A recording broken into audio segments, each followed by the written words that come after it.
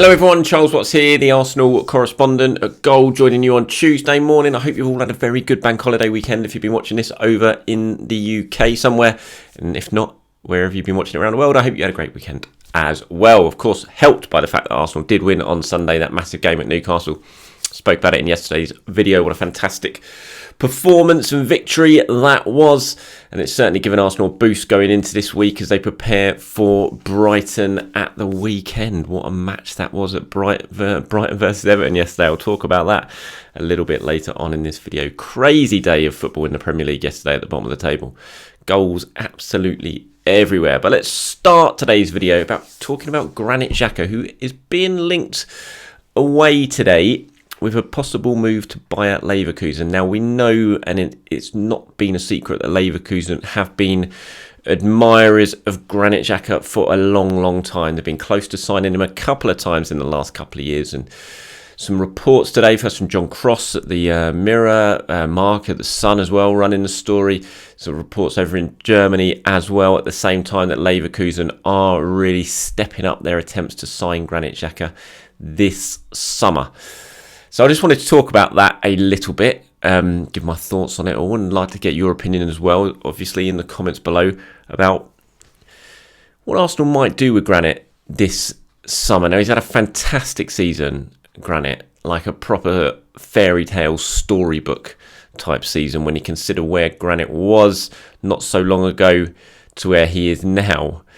You know, potentially in the running for a Player of the Season award, Arsenal. I don't think he'll get it, but I think, he's definitely in the conversation when you look at who's had the best individual performances this season for Granit. And, I thought the performance at Newcastle kind of summed it up. I mean, that block from Joe Willock in the second half, and not just the block, but the absolute lung-bursting run to get back there to be in the position to make the block. Because when you look at how that move started, it started with Granit doing the press in Arsenal, from an Arsenal attacking point of view. The press got turned, and then you just see Granit, you track him tracking the whole way back down the pitch to make up the space, to be in a position to potentially get back and make that block. It still looked very unlikely when the ball broke to Joe Willock, but somehow Granit got there, and it kind of summed up his performance. He was brilliant at Newcastle. It sums up his season. It's just his newborn player. It started last season, certainly the second half of last season. You could see just how much Granit was improving. And then this season has been absolutely magnificent, no doubt about it. It's been a wonderful redemption story from where he was a few years ago to where he is now. It's been gone over a lot of times, so we don't need to talk about that again. But, it just raises an interesting point in terms of what you do with Xhaka this summer. We know what Arsenal are going to do in the transfer market, or going to try and do in the transfer market this summer. There's no open secret. They want to really go to try and strengthen this midfield. Declan Rice, Moises Caicedo, Mason Mount, they're all players they're looking at. I'm not saying they're going to sign them all, but they're all players who are in the conversation for Arsenal to try and sign. Declan Rice, absolutely, a priority target that Arsenal really want to try and get done. And so what do you do with someone like Granit Xhaka, who's in his 30s, who's probably looking at it thinking, they're going to be really trying to improve this midfield. Am I going to play that much next season? I've got a chance to go back to Germany with a club that really want me, managed by Xabi Alonso, great mate of Mikel Arteta.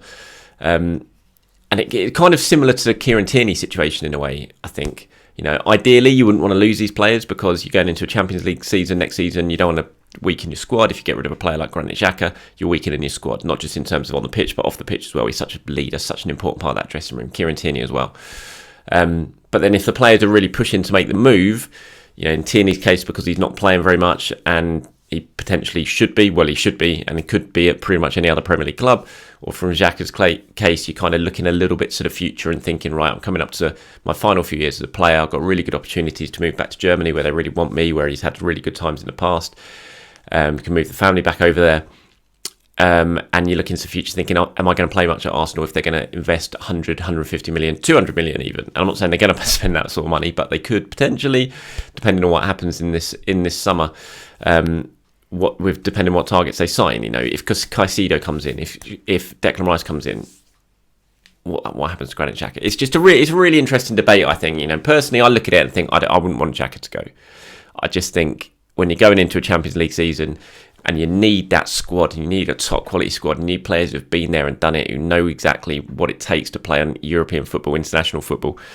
Granit Xhaka absolutely ticks that box.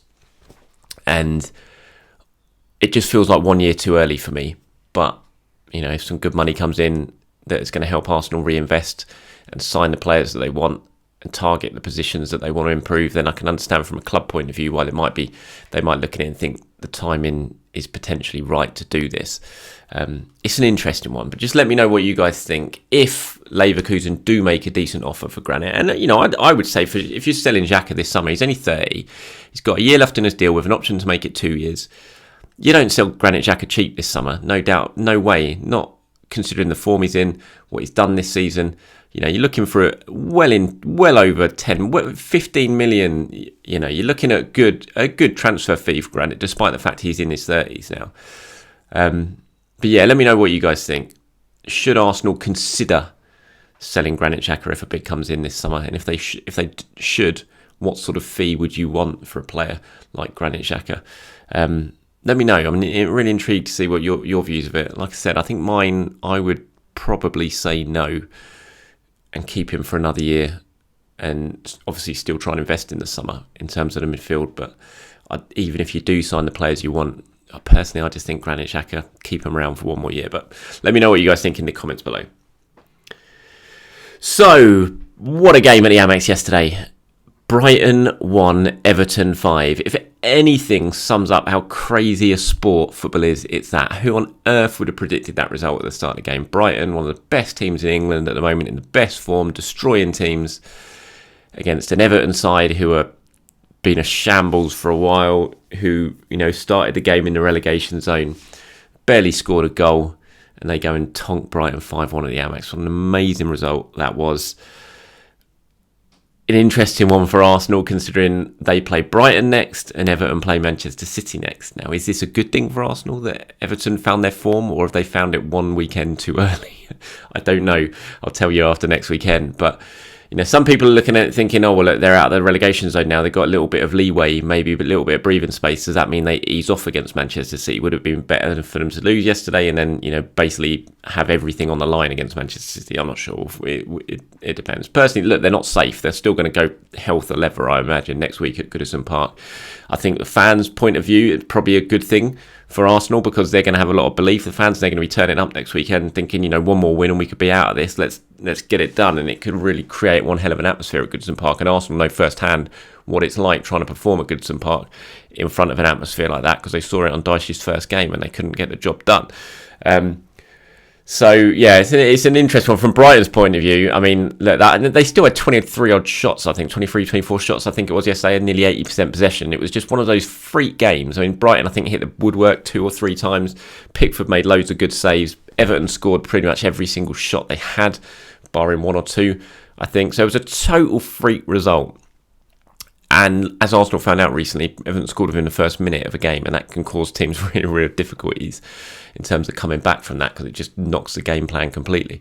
But you would expect Brighton are going to respond. I mean, De Zerbi, where's the quote? I did take it down. He said, "I think on Sunday at Arsenal, we will show our quality. We will get back to our style, and you will see the true Brighton."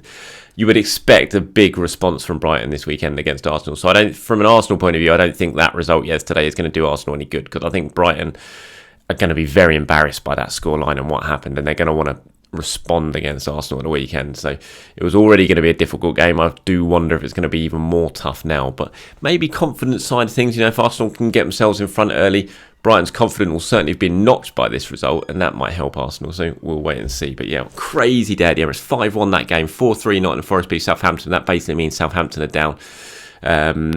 Not mathematically, but they are down, so that's them gone, you would say. And what was the other result? Leicester got smashed 5-3 at Fulham, which you look at Leicester's results, they've got a couple of really difficult games coming up. They're in the relegation zone now.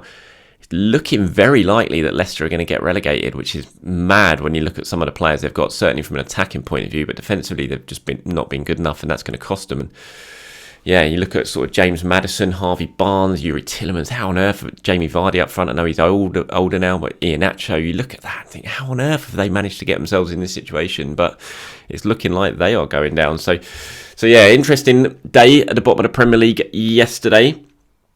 Elsewhere, Sky Sports this morning reporting West Ham's have now put a price on Declan Rice's head, 120 million English pounds to sign Declan Rice this summer, according to Sky Sports. And they also said that West Ham will allow him to go for 100 million plus a player, which makes me laugh. It's like, well, what if that player is a kid? I mean, surely, does that mean plus a player worth more than 20 million? You would expect so, because that will take up to 20 million.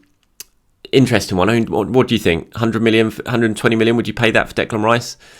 Personally, I would. I'd pay. I mean, it's not my money, but I think he's absolutely good enough. You look at what how Declan Rice played against Manchester United at the weekend, just absolutely sensational. I've said it before. I think Declan Rice would be the biggest signing Arsenal made since Sol Campbell.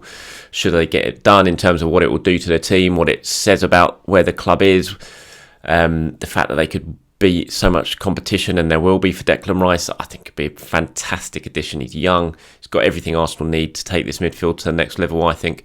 It'll be interesting. I mean, when you look, if they are willing to accept a player, potentially someone like Eddie Nketiah, 100 million plus Eddie Nketiah, following Balogun even. West Ham need a striker. Might be looking at either of those two. Emil Smith-Rowe, his future's potentially unclear going into this summer. Could you throw him into the mix as well? So there's potential for Arsenal. It's going to be tough. It's not going to be the easiest deal to get done. If it was just down to the player, I think it'd be very easy, but it's not. Obviously, you're going to have to... West Ham, you're basically buying West Ham's captain. They're not going to want to be seen to be giving him up easily. So it's not going to be the easiest in terms of negotiations and getting a deal done with West Ham. But I think when you look at it, Arsenal in the Champions League now, I think Arsenal will sell pretty well this summer and bring in some money. So, I don't think they've got any excuses not to be able to get this deal done. It might not be the easiest one to get over the line, but I think there's lots of options there. And if West Ham really do want a player, I think Arsenal have got players in the squad who they could potentially let go that West Ham would want. So, interesting one. But let me know, obviously, what you guys think. 120 million, is that too much for Declan Rice, or are you kind of in the same sort of thought process as me and think, this would be a deal that'd be so transformative for Arsenal, that we should get it done anyway? And I don't think it would just be Declan Rice. I think Arsenal get in at least two midfielders this summer. Even if they do sign Rice, I think they'll still find money to sign someone else. Would that be Caicedo again? I don't know, because Caicedo's still certainly a player that Arsenal are interested in, but Brighton turned down 70 million for him in January. He signed a new contract since then, so they're not going to be selling him for anything less than 70 million. If you're signing Declan Rice for 100, 120 million, you're probably going to be having to go close to that again to get Caicedo. Can you afford to get both? We shall wait and see. The summer transfer window is still a few weeks away yet, or more than that actually, so we shall see. But I certainly think it's going to be a very exciting one for Arsenal and an interesting one, and there's going to be lots of players coming in, and I think there's going to be lots of players going out. I saw Auston Trusty has been linked with Rangers. I think, Auston Trusty's had a fantastic loan spell at Birmingham this season. He's never played for Arsenal. I don't think he will. I'll be surprised if he does. Whether he is part of the US tour in the summer, we'll wait and see. I mean, it might make sense to have Trusty with them for that. But I did an interview with him a couple of months ago, and, he was telling me that his dream is still to come back and make a name for himself at Arsenal. But I don't know. You look at the defenders Arsenal already got. I think they'll probably sign a centre-back in the summer. Will Trusty be a part of that long-term future? I doubt it. I think you look at this, it was probably a good deal to get done to make some money on.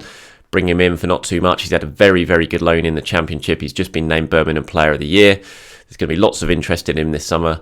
Cash in, make a profit, move on. This is the sort of thing Arsenal are going to have to do now to bring some money in. They're really starting to work the loan system, which they've never done before, and you're starting to see the benefits of that. I think we'll see that if Arsenal sell Balogun this summer. That's all down to a really good loan. Trusty the same. They're not going to get the same sort of money for Trusty, but I think they're certainly going to make a profit on what they spent on him, and that's the name of the business now. Not every player can make the grade at Arsenal. If they don't, it's all about making sure they're developed well enough to bring in some good money, and fingers crossed that happens, because Arsenal have been so rubbish at that for so long, and I think it's been the one bugbear we've all got of how Arsenal have worked in the transfer market over the last few years, is their failure to cash in on players and to get decent money for them.